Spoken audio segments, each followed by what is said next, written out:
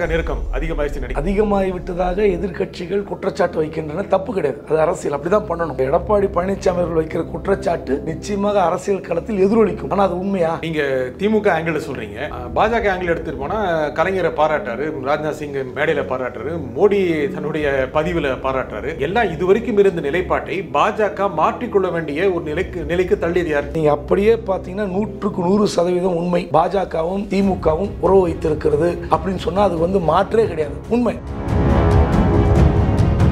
மு.க. ஸ்டாலினுக்கு நன்றாக தெரியும், பாஜகவுடன் கூட்டணி வைத்தால் அல்லது உறவு வைத்தால் தமிழ்நாட்டில் என்ன மாதிரியான அரசியல் நிலைப்பாடு மாறும்ன்றது நல்லா தெரியும். அப்படி நடக்கும் நினைக்கிறீங்களா? இல்ல, அப்படி அது நல்லா தெரியும். சூசைட். அப்படி பாஜகவுடன் நீங்க திமுக கூட்டணி வைத்தால் இல்ல உறவு வைத்தால் அது எவ்வளவு பெரிய சேதாரத்தை அரசியல் ரீதியாக ஏற்படுத்துன்னு ஸ்டாலின் நல்லா தெரியும். அரசியல் ரீதியான பயம் என்ன? திமுக பாஜக ஒன்னாயிருச்சுன்னா அதிமுக தனிமைப்பட்டுரும் அப்படின்னு எடப்பாடி பயப்படுறாரா? தனிமைப்பட்டு கிடையாது, உண்மையில் அது அதிமுக பிளஸ். ஒருவேளை பாஜகவும் திமுகவும் ஒன்று சேர்ந்து விட்டால் காங்கிரஸ் அங்கே இருக்காது, விடுதலை சிறுத்தை அங்கே இருக்காது, பிரிஞ்சு இங்கே வந்துருவாங்களே. 2026 எடப்பாடிக்கு ரொம்ப எளிதாக போயிருப்பேன். அப்போ உங்களுக்கு கவலையே இல்லையா அரசியல் ரீதியாக? அவர் இப்போ அவருடைய நோக்கம் எல்லாம் காங்கிரஸையும் விடுதலை சிறுத்தையும் அங்கேருந்து எப்படியாவது பிரிக்கணும். அதுக்காக தான் பாஜகவுடன் உறவுன்னு பேசுகிறார். இதன் மூலம் அதிமுக எடப்பாடி சரி நம்ம அதிக அளவுக்கான பாஜகவோட சாய்வு காட்டலாம், நெருங்கலாம் அப்படிங்கிற ஒரு நிலைப்பாட்டையும் தள்ளப்படுற வாய்ப்பு இருக்கு. வலிமையான கூட்டணி எடப்பாடி அமைத்தால் 26 இலக்கை அவர் எட்ட முடியும்.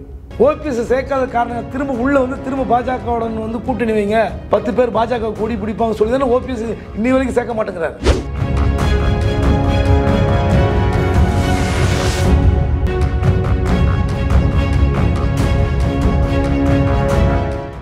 வணக்கம் ஆகாயம் நண்பர்களே. திமுக பாஜக நெருக்கம் உருவாகிவிட்டதா? இது யாருக்கு அச்சுறுத்தல்? இதை பற்றி பேசுவதற்காக பத்திரிகையாளர் திரு குபேந்திரன் நம்முடன் இணைக்கிறார். வணக்கம் திரு குபேந்திரன். வணக்கம் சார். திமுக பாஜக நெருக்கம் அதிகமாகிடுச்சு நினைக்கிறீங்களா? அதிகமாகிவிட்டதாக எதிர்க்கட்சிகள் குற்றச்சாட்டு வைக்கின்றன. தப்பு கிடையாது, அது அரசியல், அப்படிதான் பண்ணணும். இப்போ எடப்பாடி பழனிசாமி அவர்கள் வைக்கிற குற்றச்சாட்டு நிச்சயமாக அரசியல் களத்தில் எதிரொலிக்கும். ஆனால் அது உண்மையா? ஆனால் நெருங்கிச்சு நினைக்கிறீங்களா? இல்லையே, நெருங்க முடியாது. இப்போ நீங்கள் எதை வச்சு நம்ம நெருக்குன்னு சொல்ல முடியும்? இந்த விழா தான் முக்கியமாக கலைஞருடைய உருவம் புதித்த நாணய வெளியீட்டு விழா. கலைஞருடைய 100ஆண்டு நினைவை ஒட்டி ஒரு நாணய வெளியீட்டு விழா. அது நாணயம் அச்சிடுகிற உரிமை மத்திய அரசுக்கு மட்டும்தான் இருக்குது, வெளியிடுகிற உரிமை நீதியமைச்சுக்கு இருக்குது. சரி, அவங்கக்கிட்டேருந்து காயின் வாங்கிக்கலாம், வாங்கின்னு நீங்கள் யார் வேணால் வெளியிட்டுக்கலாம். ஏன்னா அது எடப்பாடி பழனிசாமி அதை தான் சொல்கிறார். எம்ஜிஆர் 100ஆண்டு விழாவில் அந்த நாணயம் வெளியிடப்பட்டது, அது நாங்களே வெளியிட்டு கொண்டோம், நானே வெளியிட்டேன், ஓபிஎஸ் வாங்கிட்டார். அதில் என்ன பெருமை இருக்குது? அந்த பெருமை உங்களுக்கு போதுமானதா? எம்ஜிஆருடைய பெருமை எவ்வளோ பெரிய பெருமை, அது இந்தியா முழுவதும் எப்படி எதிரொலிக்க வைத்தது, அது உங்களுக்கு அது சான்று இருக்கா? கிடையாது. ஆனால் அதை திமுக தலைவர் முதலமைச்சர் ஸ்டாலின் எப்படி செஞ்சாருன்னு பார்க்கணும். அந்த கோணத்தில் தான் எடப்பாடி பழனிசாமியும் ஸ்டாலினும் வேறுபடுகிறார்கள். நீங்கள் அதுக்கு அரசியல் காரணம் சொன்னால் அது நான் ஏற்றுக்கல, உங்கள் குற்றச்சாட்டு ஏற்றுக்கிறவங்க ஏற்றுக்கலாம். நியாயம் என்னென்னா, ஒரு நாணய வெளியீட்டு விழாவில் முற்றிலும் எதிராக மாற்று கருத்து கொண்டிருக்கிற பாஜகவை அங்கு பாதுகாப்புத்துறை அமைச்சராக கூட்டின்னு பேச வைக்கிறார். எப்படி இந்தியா முழுவதும் கலைஞருடைய புகழை எதிரொலிக்க வைக்கிறார். அது சாமர்த்தியமா? அதில் உங்களுக்கு தோற்று போய்விட்டு தான் எடுத்துக்க முடியுமா, இல்லை உறவு வச்சு தான் எடுத்துக்க முடியுமா? முக்கியமாக நீங்கள் திமுக ஆங்கிள் சொல்கிறீங்க, பாஜக ஆங்கிள் எடுத்துகிட்டு போனால் கலைஞரை பாராட்டாரு, ராஜ்நாத் சிங் மேடையில் பாராட்டாரு, மோடி தன்னுடைய பதிவில் பாராட்டுறாரு. அப்படின்னா இந்த மாதிரி செய்யாமல் தானே இருந்தாங்க. ஏன் அவருடைய நினைவிடத்தில் போய் அஞ்சலி செலுத்துறாங்க? ராஜ்நாத் சிங் அஞ்சலி செலுத்துறாரு, அண்ணாமலை செலுத்துறாரு. எல்லாம் இதுவரைக்கும் இருந்த நிலைப்பாட்டை பாஜக மாற்றிக்கொள்ள வேண்டிய ஒரு நிலைக்கு தள்ளியது யார்? நீங்கள் அப்படியே பார்த்தீங்கன்னா 100% உண்மை. பாஜகவும் திமுகவும் உறவு வைத்திருக்கிறது அப்படின்னு சொன்னால் அது மாற்றே கிடையாது, உண்மை. ஏன்னா எம்ஜிஆர் ஜெயலலிதா அவர்கள் இருந்தபோது இந்த கூட்டணி பாஜகவுடன் இல்லை. அதன் பிறகு ஏற்பட்ட கூட்டணி ஒரு நாளும் சமாதிக்கு பாஜக தலைவர்கள் போல. அல்லது 100ஆண்டு விழாவில் பாஜக தலைவர் எம்ஜிஆருடைய மகிமை பற்றி பெருமை பற்றி பேசலை. அப்படி இருக்கும்போது முற்றிலும் நேர் எதிராக இருக்கிற திமுகவுக்கு பாஜக சமாதிக்கு போகிறாங்க, அங்கே உட்காந்து மலர்வளையம் வைக்கிறாங்க, அங்கே உட்காந்து கண்ணாடி மாட்டிக்கிட்டு கலைஞருடைய பெருமையை பார்க்குறாங்கன்னா நிச்சயமாக அந்த கேள்வி எழும், தப்பே கிடையாது. ஆனால் நீங்கள் அங்கே தான் ஒரு வித்தியாசத்தை பார்க்கணும். ஒரு பத்திரிகையாளராக எனக்கும், நீங்கள் இத்தனை ஆண்டு கால ஒரு பத்திரிகை அனுபவத்தில் உங்களுக்கும் விட ஸ்டாலினுக்கு நன்றாக தெரியும். பாஜகவுடன் கூட்டணி வைத்தால் அல்லது உறவு வைத்தால் தமிழ்நாட்டில் என்ன மாதிரியான அரசியல் நிலைப்பாடு மாறும்ன்றது நல்லா தெரியும். அப்படி நடக்கும் நினைக்கிறீங்களா? இல்லை, அப்படி அது நல்லா தெரியும். சூசைடு. அப்படி பாஜகவுடன் நீங்கள் வந்து திமுக கூட்டணி வைத்தால் இல்லை உறவு வைத்தால் அது எவ்வளோ பெரிய சேதாரத்தை அரசியல் ரீதியாக ஏற்படுத்துன்னு ஸ்டாலின் நல்லா தெரியும். நீங்கள் நடுவில் ஆங்கிலத்தில் வார்த்தை சொன்னீங்க, தற்கொலை அப்படின்னு. ஆமாம், பாஜக திமுக கூட்டணி வந்தால் தற்கொலை. நிச்சயமாக தற்கொலை. ஏன்னா நீங்கள் பார்த்தீங்கன்னா பாஜகவை எதிர்க்கிற ஒரே ஒரு சக்தி திமுக காங்கிரஸ் கூட்டணின்னு மக்கள் நம்புகிறாங்க. இன்ன வரைக்கும் எப்படி ஜெயிக்கிறாங்க? தமிழ்நாட்டில் 3 ஆண்டு கால ஒரு ஆட்சி நடக்குது. கண்டிப்பாக திமுக ஒரு ஆன்டி இன்கம்பன்சி இருக்குது. அரசு ஊழியர்கள், போக்குவரத்து ஊழியர்கள், பொதுமக்கள் என்ற ரீதியில் நிச்சயமாக ஒரு எதிர்ப்பு இருக்கும். அந்த எதிர்ப்பை மீறி தமிழ்நாடு, பாண்டிச்சேரி உள்ளிட்ட 40 தொகுதிகள் எப்படி ஜெயிக்குது? ஏன் ஜெயிக்குது? பிஜேபி எதிர்ப்பு காரணம். ஆமாம், பிஜேபி முழுக்க எதிர்க்கிற ஒரே சக்தி திமுக காங்கிரஸ். அப்படி பார்த்தீங்கன்னா நீங்கள் இங்கே இன்னொரு விஷயத்தை நான் உங்களுக்கு சொல்லி காட்டுறேன். இப்போது எதிர்க்கட்சி தலைவர் எடப்பாடி குற்றச்சாட்டு வைக்கிறார்ல, எங்களை தான் சொல்கிறாங்க உறவுன்னு, ஆனால் இவங்க தான் உறவுன்னு. ஆனால் நீங்கள் இப்போ நடந்து முடிந்த மக்களவை தேர்தலில் ஒரு 10 இடத்துல காங்கிரஸ் நிற்கிறாங்க. ஒரு 3 இடத்துல காங்கிரஸ் தோக்குதுன்னு வச்சிங்களேன், அதில் உள்ளடி வேலை பார்த்து திமுக தோற்க வைக்குதுன்னு வச்சுங்க. அப்போ நீங்கள் குற்றச்சாட்டு ஒத்துக்கலாம், காங்கிரஸுக்கும் திமுகவுக்கும் உரசல் வந்து விட்டது, அதனால் பாஜக பக்கம் அணி மாறுவதற்கு தயாராக இருக்குதுன்னு சொல்லலாம். நீங்கள் ஒன்றும் வேண்டாம், கார்த்திக் சிதம்பரம் யார் என்று எல்லாருக்கும் தெரியும். அவர் வளர்ந்த அந்த காங்கிரஸ் கட்சிக்கு ஒத்துழைப்பு தராத ஒரு நபர். அந்த காங்கிரஸ் பிரமுகரை திமுக ஜெயிக்க வைக்கிறாங்க.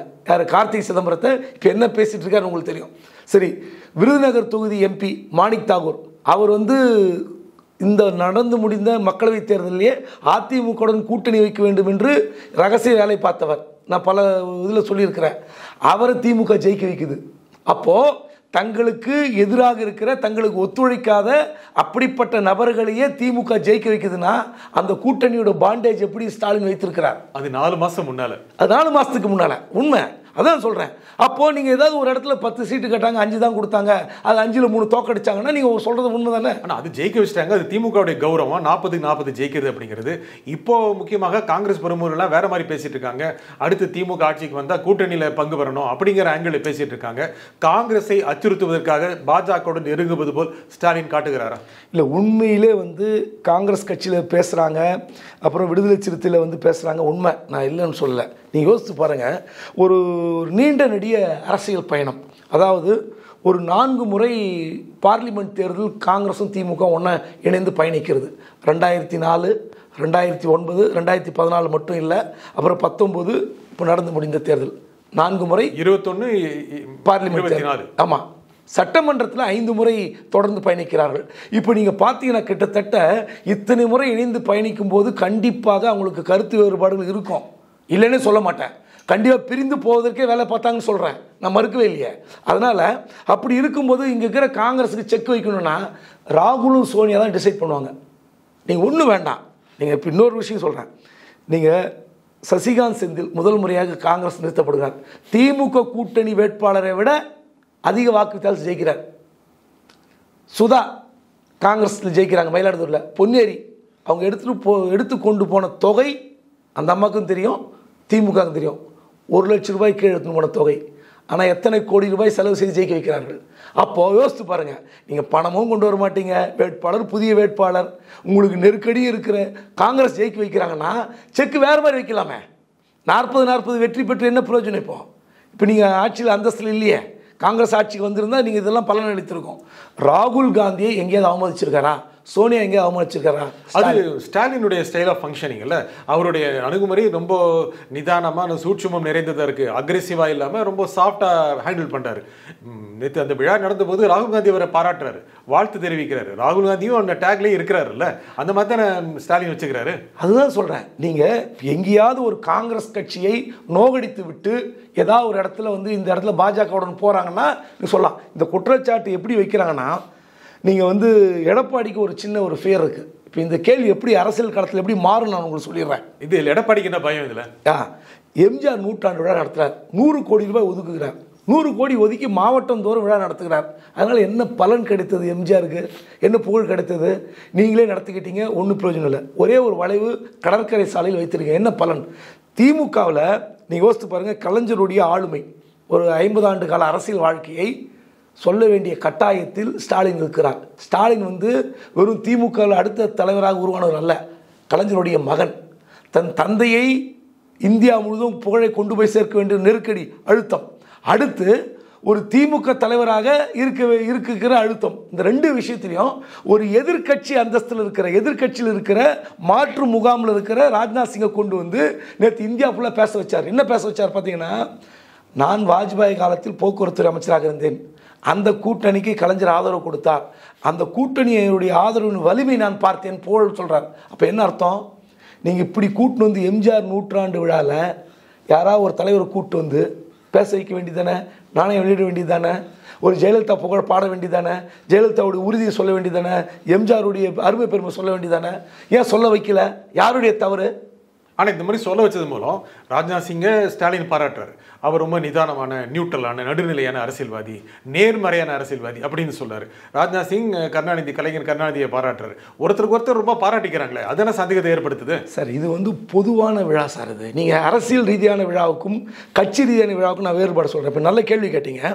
இப்போது கலைஞருடைய படத்திறப்பு சட்டமன்றம் நடந்தது. அதை திறந்து வைத்தவர் ராம்நாத் கோவிந்த், ஜனாதிபதி. அப்புறம் ஓமந்தூரார் அரசு வளாகத்தில் அவருடைய சிலையை திறந்து வைத்தவர் இந்திய குடியரசு துணைத் தலைவர் வெங்கையா நாயுடு. 2 விஷயம் கண்டிப்பாக இதுக்கு ஒரு விமர்சனம் இருக்கும். ஏன்னா இது 2மே அரசியல் நிகழ்வு, அரசு நிகழ்வு. சரி, முரசொலியில் மம்தா பானர்ஜி திறந்து வச்சாங்க கலைஞர் சிலையை. அது ஏன் கூட்டின்னு வந்தாங்க, திறந்து வைக்கல? அறிவாலயத்தில் சோனியா திறந்தாங்க, அதுக்கு முன்னாடி. திருவாரூரில் அகிலேஷ் யாதவ் திறந்து வச்சார். அப்போ நீங்கள் யோசித்து பாருங்கள், கட்சி நிகழ்வுகளுக்கு யாரை பயன்படுத்த வேண்டும், அரசு நிகழ்ச்சிகளுக்கு யாரை பயன்படுத்த வேண்டும் என்ற வித்தியாசம் தெரிந்தவர் என்பது உங்களுக்கு எப்படி பார்வையில் எப்படி படுது? நீங்கள் அந்த மாதிரியான கோணத்தில் சிந்திக்கணுமா, இல்லை நீங்கள் எடப்பாடி பழனிசாமி வைக்கிற குற்றச்சாட்டு நான் மதிக்கிறேன். அரசியல் எடப்பாடிக்கு பயம்னு சொன்னீங்க, அச்சம் இருக்கு. என்ன அச்சம் இருக்கு? அதுதான் சொல்கிறேன். நீங்கள் இப்போ பாருங்கள், ஒரு கலைஞருடைய பணிக்காக ஒரு மகுடத்துக்கு மதுரையில் ஒரு நூலகம், இங்கே ஒரு கிண்டியில் ஒரு மருத்துவமனை, இப்படிலாம் பண்ணுறாங்கல்ல. நீங்கள் 100 கோடி ரூபாயில் அவர் எம்ஜிஆர் முதலில் போட்டியிட்ட ஒரு தொகுதி அருப்புக்கோட்டைன்னு வச்சுங்களேன். அந்த அருப்புக்கோட்டை தொகுதியில் ஒரு ஆர்ட்ஸ் அண்ட் சயின்ஸ் காலேஜ், ஒரு இன்ஜினியரிங் காலேஜ், மெடிக்கல் காலேஜ் கட்டியிருந்தால் உங்களுக்கு காலத்திற்கும் எம்ஜிஆர் நினைவு கல்லூரியை தொடங்கியது எடப்பாடி பழனிசாமின்னு வரலாற்று உங்களை புகழ்ந்திருக்கும். அப்படிப்பட்ட நிகழ்வு செய்யாமல் வெறும் ஒரு வரவேற்புரை வச்சதால் என்ன பலன்? இப்போ அந்த கேள்வி கேட்பாங்க பாருங்கள். திமுகவில் கலைஞருக்கு எப்படி விழா எடுக்கிறாங்க, ஒரு நூலகம் கட்டுறாங்க, ஒரு மருத்துவமனை கட்டுறாங்க, ஆனால் நீங்கள் ஏன் பண்ணலன்னு கேட்பாங்கல்ல. அப்போ இந்த பயம் வருமா இல்லையா அவருக்கு? அரசியல் இதான பயம் என்ன? திமுக பாஜக ஒன்றாயிடுச்சுன்னா அதிமுக தனிமைப்பட்டுரும் அப்படின்னு எடப்பாடி பயப்படுறாரா? தனிமைப்பற்றும் கிடையாது. உண்மையில் இது அதிமுக ப்ளஸ். ஒருவேளை பாஜகவும் திமுகவும் ஒன்று சேர்ந்து விட்டால் காங்கிரஸ் அங்கே இருக்காது, விடுதலை சிறுத்தை அங்கே இருக்காது, பிரிஞ்சு இங்கே வந்துடுவாங்களே. 2026 எடப்பாடிக்கு ரொம்ப எளிதாக போயிடுவேன். அப்போ உங்களுக்கு கவலையே இல்லையா அரசியல் ரீதியாக? அவர் இப்போ அவருடைய நோக்கம் எல்லாம் காங்கிரஸையும் விடுதலை சிறுத்தையும் அங்கேருந்து எப்படியாவது பிரிக்கணும். அதுக்காக தான் பாஜகவுடன் உறவுன்னு பேசுகிறார். நான் என்ன கேட்குறேன், ஏற்கனவே முதல்ல சொல்லதான், நம்மை விட அதிகமாக திமுகவுக்கு தெரியும், திமுக தலைவருக்கு தெரியும். பாஜகவுடன் பயணித்தால் இந்த திமுக ஆன்டி டிஎம்கே ஓட்ஸு யாருக்கு போகுது? ஏடிஎம்கேக்கு போகுது. அந்த ஓட்டு நமக்கான ஓட்டு. ஆன்டி அந்த சாஃப்ட் இந்துத்துவ ஓட்டு நமக்கு கிடைக்க ஒன்று ஏடிஎம்கேக்கு போகுது. அந்த அதிமுக என்ற கட்சி இல்லைன்னா திமுக விசஸ் பாஜக அதுக்கு வரலான்னு சொல்லி தான் பார்ப்பாங்க. ஆனால் நீங்கள் வைக்கிற குற்றச்சாட்டில் நான் எப்படி எடுத்துக்கிறேன்னா, இப்போ அடுத்த அமெரிக்கா பயணம் போகிறார் முதலமைச்சர். இந்த பயண திட்டத்தின் போது கண்டிப்பாக அண்ணாமலை சும்மா இருக்க மாட்டார், விமர்சிப்பார். அதற்காகத்தான் நாணய வெளியிட்டாக ஃபோன் பண்ணி கூப்பிட்டுருக்கலாம், இப்படி எடுத்துக்கிறேன். அதுக்காகத்தான் சமாதி கூப்பிட்டு முன்னாடி வாங்கன்னு சொல்லி முதலமைச்சர் கூப்பிட்டுருக்கலாம், ராஜ்நாத் சிங்கை கூப்பிட்டுருக்கலாம். இப்போ இந்த 2 வார நிகழ்ச்சியில் ஏன்னா இந்த அமெரிக்க பயணம், முதலீடு பயணம் என்ன மாதிரி விளைவுகள் வந்த பிறகு என்ன மாதிரி விளைவுகள் ஏற்படுத்தும், அங்கே பயணிக்கும் போது அண்ணாமலை என்ன பண்ணுவார், என்ன மாதிரி குடைச்சல் கொடுப்பார்னு எல்லாருக்கும் தெரியும். அண்ணாமலை திரும்ப விமர்சனம் பண்ணிருக்காரு. அறிஞர் அண்ணாவை விமர்சனம் பண்ணார், கலைஞர் கருணாநிதி விமர்சனம் பண்ணார், செல்வி ஜெயலலிதா, எம்ஜிஆர் எல்லாத்தையும் விமர்சனம் பண்ணார். அவரே போய் சமாதியில் நிற்கிறாருன்னா இனிமேல் விமர்சனம் பண்ணால் அண்ணாமலையுடைய விமர்சனத்திற்கு என்ன நம்பகத்தன்மை இருக்கும்? அதுதான் சொல்கிறேன். நீங்கள் என்னை முதலமைச்சர் ஃபோனில் அழைத்து விட்டார்னாரு, அங்கேயே அவர் சறுக்கிட்டார். இப்போ எதிர்க்கட்சி தலைவர்கள் வந்து நீங்கள் இன்னொன்று பார்த்தீங்கன்னா சரிக்கிட்டாருன்னு ஏன் சொல்கிறீங்க? இல்லையா, நீங்கள் இலகணேசனுடைய பிறந்தநாள் விழா வருது, அங்கே மம்தா பானர்ஜி வராங்கன்னு சொல்லி அந்த மாநில கவர்னர், அவர் பொறுப்பு கவர்னராக இருக்கார் இலகணேசன், இவன் முதலமைச்சராக இருக்கிறவர் மம்தா பானர்ஜி, அந்த இடத்துக்கு ஒரு பொது நிகழ்ச்சிக்கு வரும்போது நான் பார்ப்பதற்கு வந்து சங்கடமாக இருக்குது, எங்கள் கட்சிக்காரங்களை அந்த அம்மா அடித்தாங்க, அந்த அம்மா ஆட்கள் அடித்தாங்கன்னு பேட்டி கொடுக்குறார். பேட்டி கொடுத்துட்டு போக மறுக்கிறார். அதன் பிறகு நான் போய் ஆசீர்வாதம் வாங்கிக்க பண்ணுறாரு. உண்மையிலே இந்த நாணய வெளியீட்டு விழா திமுக ஃபைல்ஸ் 1, திமுக ஃபைல்ஸ் 2 இப்படியெல்லாம் வெளியிட்ட அண்ணாமலை என்ன பண்ணியிருக்கணும்? ராஜ்நாத் சிங் நிகழ்ச்சி வந்து மத்திய அரசு நிகழ்ச்சி, பரவாயில்ல நான் போக மாட்டேன்னு இருந்திருந்தாருன்னா அவர் இமேஜ் இருந்திருக்கும். அங்கே தான் சரிக்கிட்டான்னு சொன்னேன். அப்போ சரி வச்சது யார்? சரியை வச்சு திமுக ஸ்ட்ராட்டஜி. நீங்கள் திமுக கூப்பிட்டதுக்காக போனது உங்களோட தப்பு தானே, தவிர அவங்க தப்பு இல்லையே. சார் அரசியலில் நீங்கள் ஸ்டாலினை பொறுத்தவரை ஒரு கோபதாபங்களையோ அல்லது பெரிய எதிர்ப்பையோ பதிவு பண்ணுகிற அரசியல்வாதியெல்லாம் உங்களுக்கும் தெரியும். எங்கேயாவது மேடையில் பார்த்தா கூட நல்லா இருக்கலான்னு கேட்டுருவார், ரொம்ப கை கொடுப்பார். நீங்கள் எதிர்பக்கமாக நீங்கள் அவர் பக்கம் ஆளுங்கட்சியில் சேர்ந்துட்டிங்கன்னா அவர் உங்களை வந்து கண்டுக்க மாட்டார், உங்களை பார்த்து சிரிப்பார். ஆனால் நீங்கள் எதிர்பக்கமாக இருந்தால் உங்களை ஒன்றும் வேண்டாங்க. கோயம்புத்தூர் நிகழ்ச்சியில் வானதி சீனிவாசன் எதிர்பக்கம் உட்காந்துருக்கார், மேடைக்கு மேடைக்கு வாங்கன்னு சொல்லிட்டாங்கல்ல. அப்போ என்ன அர்த்தம்? அந்த இடத்துல உங்களுக்கு ஒரு சாஃப்ட் கார்னர் வந்துருமா இல்லையா? மேலே வந்து நம்ம கோரிக்கை தானே வைக்கிறாங்க. அங்கே வந்து திமுக ஆட்சியில் நடந்த ஊழலை பற்றியோ திமுக ஆட்சியில் நடந்த சீர்கேடை பற்றி அந்த நம்ம மேடையில் மைக்கு பிடிச்சி பேசலையே. இந்த நாணய வெளியீட்டு விழாவில் மத்திய அமைச்சர் ராஜ்நாத் சிங்கை கொண்டு வந்ததன் மூலம் இங்கு பாஜகவுடைய கூறு முனைகளை மழுங்கடித்து விட்டாரா ஸ்டாலின்? நிச்சயமாக மழுங்கடிச்சிட்டாரு. உண்மையிலே அண்ணாமலை இந்த ஒரு மாத காலத்திற்கு பாருங்க வாய் திறக்க மாட்டார், சொல்ல மாட்டேன், என்னத்தையாவது போட்டு அவர் ஊருக்கு போகிறாரு. அங்கே உக்காந்துக்கிட்டு அரசியல் என்ன பண்ணுவார்? லண்டனில் உட்காந்துக்கிட்டு ஒர்க் ஃப்ரம் லண்டன்ட்டாங்க, இடைக்கால தலைவர் கிடையாது. வேறு ஏதாவது ஒரு அரசியல் ரீதியாக அங்கேருந்து அவர் பேரில் அறிக்கை வரும், கண்டிப்பாக டெப்த்தாக கூட கொடுக்கலாம், இல்லைன்னு சொல்ல. ஆனால் திமுக அரசை ஒரு மாத காலத்திற்கு விமர்சிப்பதற்கு தள்ளி வைத்திருக்கிறார். விமர்சித்தாலும் அது எடுபடாது. ஆமாம், தள்ளி வைத்திருக்கிறார். அந்த தள்ளி வைக்கக்கூடிய ஸ்ட்ராட்டஜியை திமுக பண்ணியிருக்கு. நம்ம அப்படி தான் எடுத்துக்கணும். ரெண்டாவது, இன்றைக்கி ஒரு திருமண விழாவில் முதலமைச்சர் ஸ்டாலின் சொல்லியிருக்கார், உறவு வைத்திருப்பதாக சொல்கிற குற்றச்சாட்டை ஏற்க முடியாது, எங்கள் கோரிக்கைகளை நாங்கள் இப்போதும் பின்வாங்க வைக்கலன்றாங்க.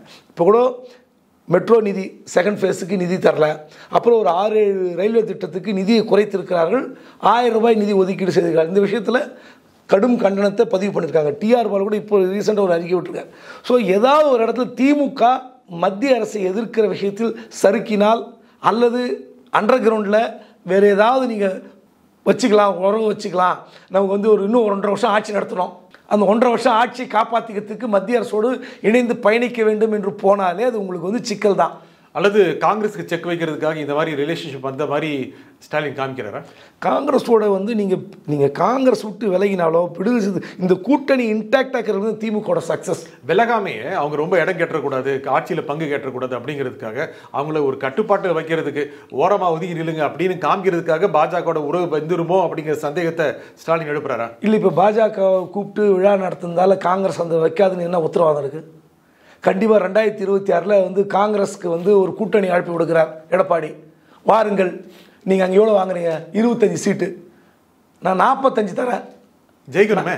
45 மட்டும் இல்லை, கூட்டணி ஆட்சியில் பங்கு தருகிறேன், 2 அமைச்சரவை பதவி தருகிறேன்னு சொன்னார்னா காங்கிரஸில் இருக்கிற உறுப்பினர்கள் சும்மா இருப்பாங்களா? ஆனால் ஜெயிக்கணுமே ஏடிஎம்கேக்கு போய். சார் இங்கேருந்து பிரிஞ்சு சார் கூட்டணி தான் சார் கணக்கு. 2+2 4 சார். அப்போ 2+2 4னா கூட்டணி திமுகலேருந்து வெளியேறுகிறது காங்கிரஸ்னு வச்சுங்க. அங்கே போகுதுன்னா காங்கிரஸ் போனால் விடுதலை சிறுத்தை போகுதுன்னு வச்சுங்க. பாஜகவுடன் இன்னொன்று விஷயம் பாருங்கள், இவர் ஏன் பாஜக கிட்ட இருந்து வெளியே வந்தார், வெளியே வந்த பிறகு என்ன நடந்தது நீங்கள் அதை பார்க்கணும். இப்போ ஏன் வந்து பாஜக யார் பக்கம்ன்ற பிரச்சனை திமுக அதிமுக பக்கம் தள்ளுது, அதிமுக திமுக பக்கம் தள்ளுது. இப்போ என்ன பிரச்சனைனா, ஒரு தமிழ்நாட்டில் இன்றைக்கி இஸ்லாமியர்களோட வாக்கு வங்கி வந்து எஸ்டிபி கட்சிக்கு பெரும் வாக்கு வங்கி. அந்த கட்சியோட கூட்டணி சேர்ந்து எதுக்கு பாஜகவுடன் பிரிந்து வந்து இந்த கூட்டணி வைத்த பிறகு இந்த 12% மைனாரிட்டி ஓட்டு வந்து அப்படியே எழுதி வைக்கப்படாத கூட்டணி ஒப்பந்தமாக திமுக காங்கிரஸ் கிடைக்குது. அதில் ஓட் ஷேர் ஒரு 50% நமக்கு கிடைக்கும் நம்பி போனார், ஆனால் வரல. அப்போது பாஜக எதிர்க்கிற சக்தியும் திராணியும் திமுக காங்கிரஸுக்கு மட்டும்தான் இருக்குன்னு மக்கள் முடிவு பண்ணியிருக்காங்க. ஒன்று. ஸோ இதன் பிறகும் நமக்கு வரலன்னா, இஸ்லாமிய ஒரு அமைப்போடு கூட்டணி வைத்து வரவில்லைன்னா என்ன பண்ணோம்? அங்கே இருக்கிற கூட்டணியை உடைக்கணும். கண்டிப்பாக 2026 காங்கிரஸும் விடுதலை சிறுத்தை அங்கே இருக்க விடாமல் பண்ணுறதுக்கு என்ன வேணா பண்ணுவார். கண்டிப்பாக கூட்டணி ஆட்சிக்கு ஒத்துப்பார், சீட் அதிகமாக கொடுப்பார். சீட் சொல்கிறீங்க? எடப்பாடி அப்படி கிடைக்கும்போது கண்டிப்பாக இங்கே காங்கிரஸ் சலசலப்பு வரும். அங்கே ராகுல் காந்தியை போய் மெஸ்மரைஸ் பண்ணுவாங்க. சார் 25 எதுக்கு சார், 45 தரார் சார், கூட்டணி ஆட்சியில் பங்கு சார். கார்த்தி சிதம்பரம் என்ன சொல்லியிருக்காரு, கூட்டணி ஆட்சியில் பங்கு இருந்தால் தான் கட்சி வளருங்கிறாரு. அப்போது ஒரு உதாரணம் சொல்கிறாரு, என்ன சொல்கிறாரு, ஆந்திராவில் பாருங்கள், வாய்ப்பே இல்லை அவருக்கு. யாருக்கு, நம்ம சந்திரபாபு நாயுடுக்கு வந்து அவருக்கு வந்து எந்த இடத்துலையும் எண்ணிக்கை குறையல. ஆனால் என்ன பண்ணுறாரு, ஜனசேனாவுடைய தலைவராக இருக்கிற நடிகர் பவன் கல்யாணை கூப்பிட்டு துணை முதல்வராக்குறார். அப்போது இந்த விஷயம் வந்து எதிரொலிக்காதா? அவருக்கு நீங்கள் நம்பர் குறைஞ்சாதான் நீங்கள் துணை முதல்வர் பதவி கொடுத்து கூட்டு பக்கத்தில் உட்காரைக்கணும். எந்த வகையிலும் நம்பர் குறையல, ஆட்சி அமைக்க முடியும். ஆனாலும் துணை முதல்வர் கொடுக்குறார். அப்படின்னா எங்களுக்கு ஏன் கொடுக்க மாட்டீங்க? இப்போ கலைஞராக இருக்கும்போது ஜெயலலிதாக இருக்கும்போது இந்த பிரச்சனை வராது. கண்டிப்பாக 2026 இந்த கூட்டணி பிரச்சனை எதிரொலிக்கும். அதை எப்படி ஸ்டாலின் சமாளிக்க போகிறார் என்பது வேறு விஷயம். அதுக்கான துவக்கம் தானே இது. பாஜக தலைவர்கள் கூப்பிட்டு விழா நடத்துறது அரசு விழாவாக இருந்தாலும் இல்லை, விழாவில் நீங்கள் பாஜகவுடன் வைத்து கொண்டாலும் சரி, இல்லை உண்மையிலே நீங்கள் வந்து பாஜகவோட கூட்டணி வைக்கிறதா வச்சுப்போங்க, சரி என்ன ஆகும் திமுக நிலைமை யோசித்து பாருங்கள். நீங்கள் வாஜ்பாய் காலத்து ஆட்சி கிடையாது, பாஜக தலைவர்கள் கிடையாது, அந்த காலத்து தலைவர்களும் கிடையாது, அந்த காலத்து ஆட்சியும் கிடையாது. ஒன்றும் வேண்டாம், ஒரு பேரிடர் நடக்குது தமிழ்நாட்டில், திருநெல்வேலி, தென்காசி, சென்னை, திருவள்ளூர், காஞ்சிபுரம், நிதி ஒதுக்குனாங்களா? வயநாடு நிதி ஒதுக்குனாங்களா? அவங்களுடைய அரசியல் பாருங்கள் எவ்வளோ மோசமான அரசியல். அப்போது நீங்கள் என்ன தான் உறவாடினாலும், என்ன தான் நீங்கள் சாமரம் வீசினாலும், என்ன தான் கொடி பிடித்தாலும் பாஜக நிதி ஒதுக்காது. நிறம் மாறி வருதா இல்லையா? இப்போ நிறம் மாறி வருதா இல்லையா? இல்லை, நிறமே அவங்க தோற்றம் அவங்களுக்கு வந்து எந்தவித சிந்தனை மாற்றமே வரலையே. இல்லை, மோடியுடைய டோனும் ராஜ்நாத் சிங்கோட டோனும் மாறி இருக்குன்னு நீங்கள் ஒன்றும் வேணாம் சார். நீங்கள் இப்போது வந்து நேற்று வந்து மோடி வெளியிட்ட அறிக்கை பார்த்தா இவ்வளோ பிரச்சனையெல்லாம் நீங்களும் கேட்குறீங்க, நான் புரிஞ்சுக்கிறேன். ராஜ்நாத் சிங்கை பாராட்டினார். அவங்களுடைய கூட்டாளி, அவங்களுடைய எந்த கட்டத்தில் வெளியேறாத சிவசேனா கட்சியை பாஜக என்ன பண்ணிச்சு நீங்கள் யோசித்து பாருங்கள். இந்துத்துவாவை பாஜகவோட தூக்கி பிடித்து சிவசேனா, அந்த சிவசேனாவை போட்டு பார்த்தது யாரு? அப்படிப்பட்ட கட்சிங்க. கட் த்ரோட் பாலிடிக்ஸ்ன்னு சொல்கிறோம்ல, இந்த வார்த்தை கொஞ்சம் கடுமையான வார்த்தையாக இருக்கலாம், ஆனால் அந்த வகை பாலிடிக்ஸை செய்யக்கூடிய கட்சி பாஜக. அவங்களுடைய பங்காளி, 40 ஆண்டு கால பங்காளியே கட் த்ரோட் பண்ணி ஓட விட்ட கட்சி பாஜக. அதை பார்த்த பிறகு ஸ்டாலின் கூட வச்சுப்பாரா? ஒன்றும் வேண்டாம். இப்போ ரயில்வே நிதிக்கு நிதி ஒதுக்கு சொன்னதுக்கு என்ன சொல்கிறாங்க? இது வரைக்கும் ஏதாவது பதில் உண்டா? கேட்டால் வந்து அதுக்கெல்லாம் வந்து கிடையாது, நீங்களே பார்த்துங்கன்னு சொல்கிறாங்க தான் இருக்கிறாங்க. அங்கே பாஜக அதை கொண்டாடுறாங்கல்ல, மாட்டிக்கிறீங்களா? நிதி ஒதுக்கல, சாவுங்க, கதறுங்க அப்படின்னு சமூக வலைதளத்தில் எழுதுறாங்க. அப்போ எந்த அளவுக்கு பாஜகவுடைய மனப்பான்மை இருக்கிறது? அது இந்த ஈவெண்ட்டுக்கு முன்ன கலைஞர் உருவம் பதித்த நாணயம் வெளியீட்டுக்கு முன்பு, அதற்கு பின்பு அப்படின்னு வச்சுக்கக்கூடிய சூழல் வருமா வராதா? இந்த ஈவெண்ட்டுக்கு பின்னாடி இப்போ நிதி வந்து ஒரு மெட்ரோவுக்கு 60,000 கோடி, உடனே ஒரு 25,000 கோடி 2 மாதத்தில் ஒதுக்கிட்டாங்கன்னா அடுத்த 2 மாதம் கழிச்சு நீங்கள் இன்டர்வியூ கூப்பிடுங்க, நம்ம பேசுவோம். அப்படிப்பட்ட பாஜக 25,000 கோடி முதல் கட்டமாக ஒதுக்குகிறது மெட்ரோ செகண்ட் ஃபேஸுக்கு. சொல்லுங்கள், வரட்டும், பேசுவோம். பாஜக செய்யாதுங்கிறேன். ஆசை காட்டி ஸ்டாலின் நிதி வாங்க மாட்டேன்னு நிச்சயம் சார். இந்த டாக்டிஸ் பண்ணாத ஆட்சி நடத்துவதற்கு நான் அப்போ கூட இப்படி தான் சொல்லுவேன். ஆட்சி நடத்த வேண்டுமா இல்லையா? 1.5 வருஷம் பாக்கி இருக்குது. டாக்டிஸ் பண்ணலாங்கிறீங்க? டாக்டிஸ் பண்ணலாம், தப்பு கிடையாது. பணம் வாங்கக்கூடிய டாக்டிஸ் இருந்தால் ஆட்சி நடத்த வேண்டியிருக்கு, கட்டாயம் இருக்கிறது, பணம் வாங்க வேண்டிய நிர்பந்தம் இருக்கிறதுனா அதை பண்ணுங்க, தப்பு கிடையாது. அதான் பண்ணுறாரா ஸ்டாலின்? மேபி அது கூட இருக்கலாம், அந்த டாக்டிஸாக இருக்கலாம். ஆனால் பாஜகவுடன் கூட்டணி வைத்துக் கொண்டால் அல்லது உறவு வைத்துக் கொண்டால் பணம் வரும்னு நான் நம்பலை. இந்த டாக்டிஸ் பண்ணால் நம்பலை. காங்கிரஸை கைகழுவுங்கள், இது திரும்ப திரும்ப பாஜக திமுகவுக்கு நேராகவோ இல்லை எதிர்மறையாகவோ சொல்கின்ற செய்தி. உண்மை. நீங்க தனியாக கூட போங்க, எங்கூட கூட்டணி வேண்டாம், காங்கிரஸை கைகழுவி விடுங்க. இதுக்கான ஒரு சமிகையை ஸ்டாலின் கொடுத்துருக்கிறாரா? அதாவது நீங்கள் ஸ்டாலின் வந்து அப்படிப்பட்ட புரிதல் இல்லாத மனிதராக நான் பார்க்கல. ஏனென்றால் பாஜகவுடைய ஐகானாக மோடி கிடையாது, ராமர். அந்த கோயில் கட்டின ஊர்லேயே தோத்து போன கட்சி பாஜக. தர்மஸ்தலில் தோத்த கட்சி பாஜக. ஊப்பியில் கொடி நாட்டி கோலோச்சின கட்சி பாஜக. அங்கேயே தோத்த கட்சி பாஜக. அப்போ இந்திய அளவில் மாற்றம் வருகிறதா இல்லையா? அப்போ இந்திய மக்கள் மனத்தில், அதுவும் வட இந்தியாவில் இப்படிப்பட்ட மாற்றம் வரும்போது ஸ்டாலின் இது உணராமல் நீங்கள் போய் பாஜகவுடன் வச்சுக்கிட்டா, காங்கிரஸை கை கழுவி விட்டா நம்ம தமிழ்நாடு நல்லா இருக்குமா? நல்லா இருக்காது சார். நான் சொல்கிறேனே, நீங்கள் அங்கே ஒரு பிரிட்ஜு ஒன்று, அகமதாபாத்தில் ஒரு பிரிட்ஜு ஒன்று இருந்தது. அது இடிந்து விழுந்தோடனே ஒரு போய் 6 மணி நேரம் இருந்தாருங்க. உடனே மறுநாளே இதே கேரளாவில் வயநாட்டில் நடந்த சம்பவம் 10 நாள் கழிச்சு வர்றார். தமிழ்நாட்டுக்கு அது கூட வரல. நீங்கள் சொல்லுங்க, தென் மாநிலங்கள் மீது அவருக்கான எந்த பரிதாபமும் எந்த உணர்வும் இல்லாத ஒரு பிரதமராகத்தான் இருக்கிறார். உண்மையிலே அப்படி இருந்திருந்தாலும் ஓடி வந்திருப்பார். நீங்கள் குஜராத்துக்கு ஓடி போகிற அதே மறுநாள் வயநாடுக்கு வந்திருக்கணும். ஏன்னா வயநாடு ராகுல் போட்டியிட்ட தொகுதி, ராகுலை வெற்றி பெற செய்த தொகுதி. எப்படி அவருக்கு மனசு வரும்? யோசித்து பாருங்கள். 10 நாள் கழிச்சு ஏதோ ஐபி ரிப்போர்ட்டில் பார்த்த பிறகு எல்லாரும் கேலி பண்ண பிறகு வந்து அங்கே உட்காந்து ஃபோர்ஸ் கொடுத்தாரு. இவ்வளோதான் நடந்தது. ஒரு பேரிடருக்கு ஒரு 500 கோடி ரூபாய் இருந்தால் பிடிங்கன்னு சொல்லி பினராயி விஜயன்கிட்ட கொடுத்துருந்தாருன்னா அவர் உண்மையிலே இந்திய நாட்டுக்கான பிரதமரை ஏற்றிருப்பார். அவர் வடநாட்டுக்கான பிரதமர் தான், தென்னாட்டுக்கான பிரதமராக அவர் இன்னும் செயல்படவே இல்லை. அப்படி இருக்கும்போது இதெல்லாம் உணர்ந்த ஸ்டாலின் பாஜகவுடன் எந்த வகையில் எந்த ரூபத்தில் உறவு வைத்து கொண்டாலும் அது தமிழ்நாட்டுக்கு சிக்கல் தான், திமுகவுக்கு அதிகப்படியான சிக்கல் தான்.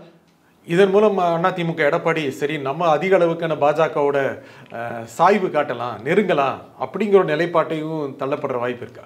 இல்லை, பாஜகவுடன் வந்து இதுங்க தமிழ்நாட்டில் பாருங்கள், கோயம்புத்தூரை தவிர தமிழ்நாட்டில் 12 இடத்துல வந்தது, 2ஆவது இடத்துல வந்தது, பாஜக ஜெயிச்சது, அதெல்லாம் நம்ம சொல்லவே முடியாது. ஆனால் வலிமையான கூட்டணி எடப்பாடி அமைத்தால் 26 இலக்கை அவர் எட்ட முடியும். அது ஒன்று நான் திரும்ப சொல்கிறேன். ஆனால் அதுக்காக திரும்ப பாஜகவுடன் போனார்னு வச்சுங்களேன், மிகப்பெரிய பின்விளைவு சந்திப்பார். இல்லாட்டி அவர் ஓபிஎஸ்ஸை சேர்த்துப்பார். ஓபிஎஸ்ஸை சேர்க்காத காரணம் திரும்ப உள்ளே வந்து திரும்ப பாஜகவுடன் வந்து கூட்டணி வைங்க, 10 பேர் பாஜக கொடி பிடிப்பாங்க சொல்லி தானே ஓபிஎஸ் இன்னி வரைக்கும் சேர்க்க மாட்டேங்கிறாரு. அவர் உண்மையிலே எடப்பாடி ஒரு சேதாரம் இருக்கிறது அதிமுகவில், தென் மாவட்டத்தில் முக்குளத்தூர் வாக்கு வங்கி சரிவு இருக்கிறது, ஓபிஎஸ் சேர்த்தா சரி செய்யப்படும் அப்படின்னு ஒரு நம்பிக்கை வைத்துக்கொண்டு சேர்த்தா கூட நினைப்பார். இவர் வந்து அடுத்து பொதுக்குழு செயற்குழுவில் யாருடன் கூட்டணின்னு இவர் பாஜக பக்கம் கொடி பிடிப்பார். யார்? ஓபிஎஸ்.